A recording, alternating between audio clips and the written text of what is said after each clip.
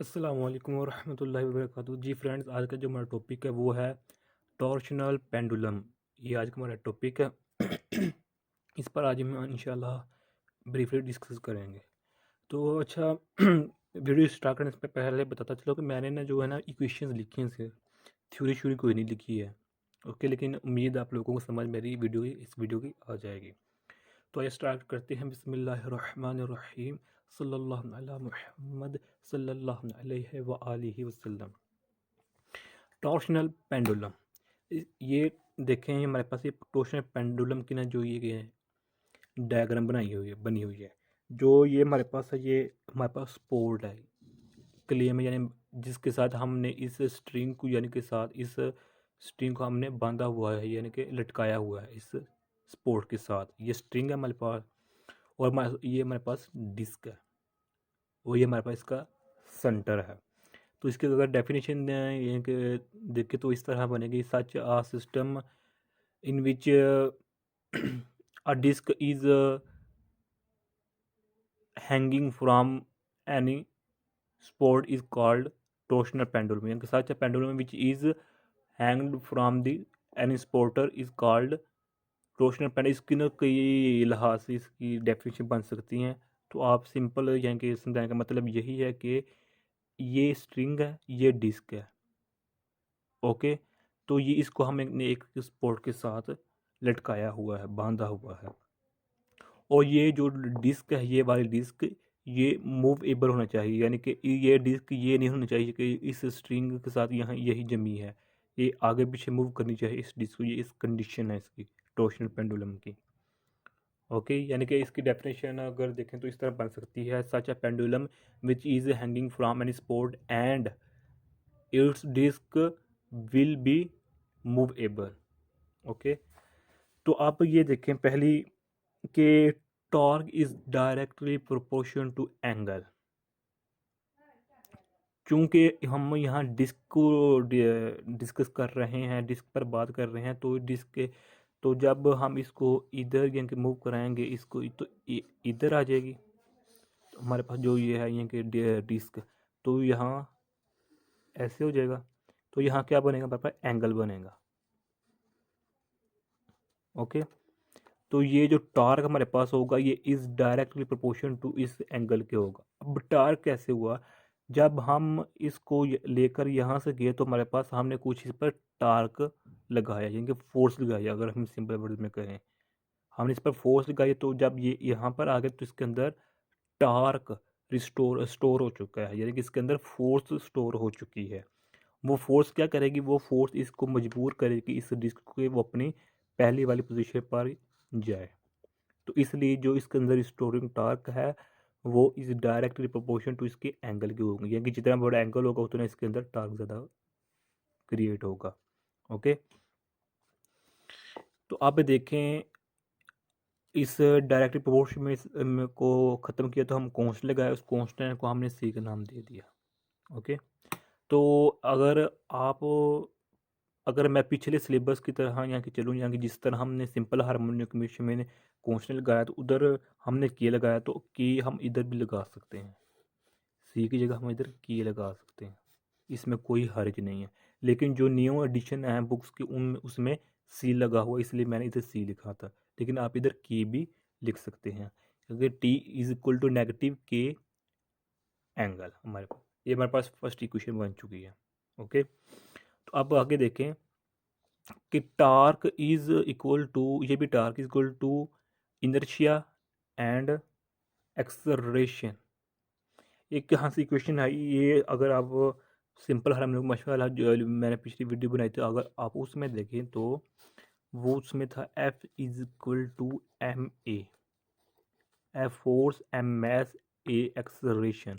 अगर इसी इक्वेशन को हम यानी एंगुलर फॉर्म में लिखना चाहिए, चूँकि हम इधर डिस्क ले रहे हैं, तो यानी कि हम टॉर्शनल पेंडुलम को डिस्क कर रहे हैं, तो इधर हम एंगुलर फॉर्म में लेंगे हर चीज़। तो हम फोर्स को लिखेंगे टार्क, एम को लिखेंगे इनर्शिया, और एक्सलरेशन को लिखेंगे हम इस तरह लिखेंगे। ओके, ये सिंपल हार्मोनिक मोशन के लिए था, सिंपल पेंडुलम के लिए। और ये हमारे पास टॉर्शनल पेंडुलम के लिए है। जो ये टार्क है ना हमारे पास, ये जो मैंने बताया कि स्टोर है हुआ, अगर हम सिंपल हार्मोनिक मोशन में देखें तो इधर हमारे पास फोर्स स्टोर होती है, लेकिन इधर हमारे पास टार्क स्टोर हुआ है।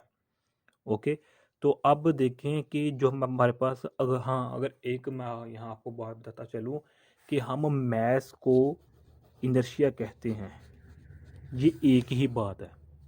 मैस को इनर्शिया कहीं या इनर्शिया को मैस करें, एक ही बात है। मैं ये इस पर ज़्यादा बात नहीं करूँगा, लेकिन एक छोटा सा पॉइंट दे देता चलूँ कि जो न्यूटन का सेकंड लॉ था वो क्या था, F is equal to M में। ये न्यूटन का एक्चुअली ये सेकंड लॉ नहीं है। न्यूटन जो अपना सेकंड लॉ पेश किया था वो था F is equal to inertia acceleration. Inertia लिखा था, इधर आई लिखा था न्यूटन ने, लेकिन बाद वाले जो साइंटिस्ट थे, फिजिशियन थे, उन्होंने अपनी आसानी के लिए यहाँ एम लिखना शुरू कर दिया, तो तब वहाँ से अब तक एम ही चला आ रहा है। तो इसलिए हम कहते हैं कि जो इनर्शिया है वो मैस है, वो मैस को हम इनर्शिया का नाम देते हैं। ओके, तो अब हमारे पास ये एंगुलर एक्सेलरेशन है, ये इसके इक्वल है। ये हमारे पास एंगुलर डिस्प्लेसमेंट है, तो इसको हम इस तरह लिख सकते हैं।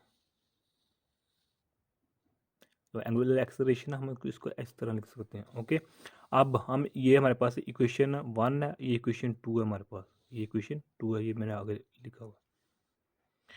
तो अब इसको हम कंपेयर करेंगे, क्योंकि ये भी टार्क है एक साइड पर, इधर भी एक टार्क है।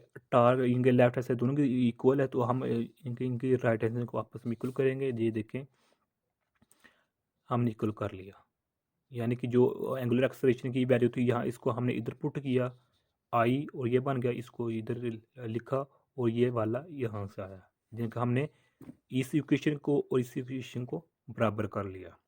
तो अब देखें कि हमारे पास जो ये इनर्शिया तो इधर आकर डिवाइड हो जाएगा हमारे पास, तो हमारे पास इसको फिर इधर ले आएंगे, ये इधर आकर प्लस हो जाएगा, तो हमारे पास फाइनल इक्वेशन बन जाएगी, ये वाली इक्वेशन बन जाएगी, D square angle is over D T square plus C over I angle is equal to 0। अब हम इस सी की जगह के लिख सकते हैं, जिस तरह मैंने आपको ऊपर बताया है। ओके, हमारे पास ये इक्वेशन बन चुकी है किसकी, टॉर्शनल पेंडुलम की फाइनल इक्वेशन। अब हम आगे मजीद इसको डिस्कस करते हैं। ये देखें कि जो हम ये पीछे हमने इक्वेशन निकाली, ये था फॉर एंगुलर केस, और ये हमारे पास है सिंपल केस। ये देखिए D square X over D T square plus omega square X is equal to 0।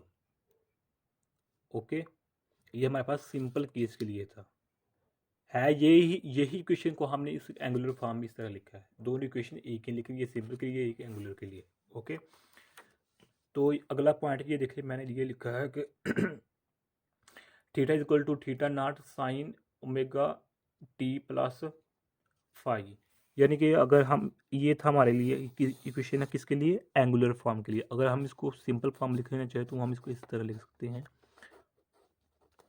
Cause plus, ये हमने पीछे डिस्कस किया था इक्वेशन को, यानी कि ये सिंपल केस के लिए है और ये एंगुलर फॉर्म के लिए, इधर भी कॉस आता है। ओके, तो अब अगला पॉइंट देखें कि ये omega square is equal to C over I. ये इसको अगर हम सिंपल केस में लिखना चाहे तो हम इस तरह लिखेंगे, जो यानी कि सिंपल केस मतलब यानी कि सिंपल पेंडुलम जो कि पीछे मैंने वीडियो बनाई थी उसमें हम इसको इस तरह लिखते थे, की और एम। ये कांस्टेंट है, ये भी कांस्टेंट है, ये इनर्शिया एंगुलर फॉर्म में, ये कि सिंपल केस हम इसको मैथ लिखते हैं, तो हम इसको इस तरह लिखते थे, की ओ एम। ओके, अब नेक्स्ट पॉइंट, हमारे पास ये इक्वेशन बन चुकी है। ये इक्वेशन यानी कि इस वैल्यू को हमने इधर पुट किया, तो हमारे पास जो एंगुलर केस की इक्वेशन थी, ये तो हमारे पास वो फाइनल थी, लेकिन अब जो मज़ीद फाइनल इक्वेशन हमारे पास वो ये है। ये हमारे पास फाइनल इक्वेशन किसकी है, टॉर्शनल पेंडुलम की। सिर्फ इसकी वैल्यू इधर पुट की है, तो हमारे पास ये वैल्यू आ गई, इक्वेशन आ गई। ओके, अब हम निकालते हैं टाइम और फ्रीक्वेंसी, यानी कि what is the time of the torsional pendulum and what is the frequency of the torsional pendulum. तो ये देखें, इसको हम इसको इस तरह लिख सकते हैं बिल्कुल। ओके, ये हो गया। अब हमारे पास ये नेक्स्ट पॉइंट है ये वाला, कि हम जानते हैं कि W is equal omega is equal to 2 pi F. हमारे पास ये फार्मूला, ये फेमस फार्मूला, ये आप लोग जानते होंगे। ओके, तो अब यहाँ हम फ्रीक्वेंसी और टाइम निकालना चाह रहे हैं, तो फ्रीक्वेंसी इधर ही रहने दिया, तो इधर आकर ये हमारे पास क्या हो जाएगा, 1/2 हो जाएगा। 1/2 पाई हो गया। तो इसकी जगह इसकी वैल्यू पुट की, ये वाली वैल्यू पुट की, तो मेरे पास ये इक्वेशन आ गई किसकी, फ्रीक्वेंसी ऑफ टॉर्सियन पेंडुलम की। इसी तरह जिस तरह हम जानते हैं कि टाइम इन्वर्स प्रोपोर्शन है किसके, फ्रीक्वेंसी के, तो इसको हमने उल्ट कर लिया, तो हमारे पास ये इक्वेशन टाइम के लिए आ गई। तो ये आज की हमारी छोटी सी वीडियो थी। उम्मीद है आप लोगों को टॉर्सियन पेंडुलम की समझ आ गई होगी। अगर फिर भी कुछ पूछना चाहते हैं या कोई मशवरा देना चाहते हैं, तो आप कमेंट की सूरत में कर सकते हैं। जज़ाकल्लाह खैर। अस्सलामु अलैकुम व रहमतुल्लाहि व बरकातुहू।